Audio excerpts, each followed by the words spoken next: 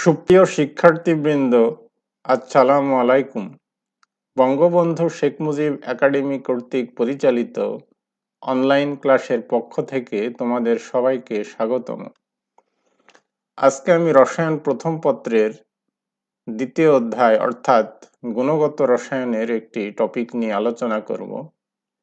আজকে আলোচনা করব দ্রাব্যতার ওপর সময়ায়ন প্রভাব নিয়ে। প্রথমে আমরা দেখব সময়ায়ন প্রভাব বলতে কি বোঝায়। কোন দ্রবণে দুটি তড়িৎ বিশ্লেষ্য পদার্থ বিয়োজিত হয়ে যদি একটি নির্দিষ্ট আয়ন উভয় তড়িৎ বিশ্লেষ্য থেকে উৎপন্ন হয়, তবে ওই আয়নটিকে সময়ায়ন বলা হয়। এখানে দুইটি তড়িৎ বিশ্লেষ্য দেওয়া আছে, একটি হলো সিলভার ক্লোরাইড, আরেকটি হলো সোডিয়াম ক্লোরাইড। সিলভার ক্লোরাইড হলো দুর্বল তড়িৎ বিশ্লেষ্য এবং সোডিয়াম ক্লোরাইড তীব্র তড়িৎ বিশ্লেষ্য।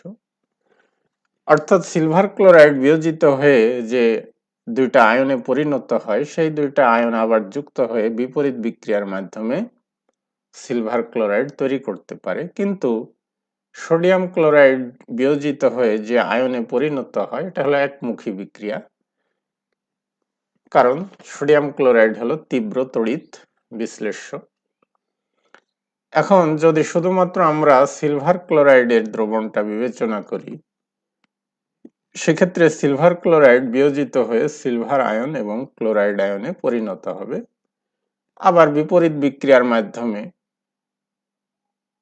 এই দুইটা আয়ন সিলভার ক্লোরাইডে পরিণত হতে পারবে। এখন আমরা এই সিলভার ক্লোরাইডের জলীয় দ্রবণের মধ্যে যদি ক্লোরাইড আয়ন যোগ করি, তাহলে সিলভার ক্লোরাইডের বিয়োজন প্রবণতা কমে যাবে, কারণ তখন বিক্রিয়াটি বিপরীত দিকে সংগঠিত হবে। উভয় বিক্রিয়ায় ঘটবে, কিন্তু বিপরীত বিক্রিয়াটি বেশি সংগঠিত হবে। আবার যদি দ্রবণে সিলভার ক্লোরাইড যোগ করা হয় আরো, তাহলে বিক্রিয়াটি সম্মুখ দিকে অগ্রসর হবে, অর্থাৎ সিলভার ক্লোরাইডের বিয়োজন বৃদ্ধি পাবে। এই কারণে আমরা যদি এই সিলভার ক্লোরাইডের দ্রবণের মধ্যে সোডিয়াম ক্লোরাইডের জলীয় দ্রবণ যোগ করি, তাহলে সোডিয়াম ক্লোরাইড থেকে উৎপন্ন ক্লোরাইড আয়ন সিলভার ক্লোরাইডের বিয়োজন মাত্রা অর্থাৎ দ্রাব্যতা কমিয়ে দেবে। তাহলে আমরা কি দেখলাম, যে একই আয়ন যদি উপস্থিত থাকে দুইটা তড়িৎ বিশ্লেষ্যে, তখন দুর্বল তড়িৎ বিশ্লেষ্যের বিয়োজন প্রবণতা কমে যাবে, অর্থাৎ সময়ায়ন দ্রাব্যতা হ্রাস করে।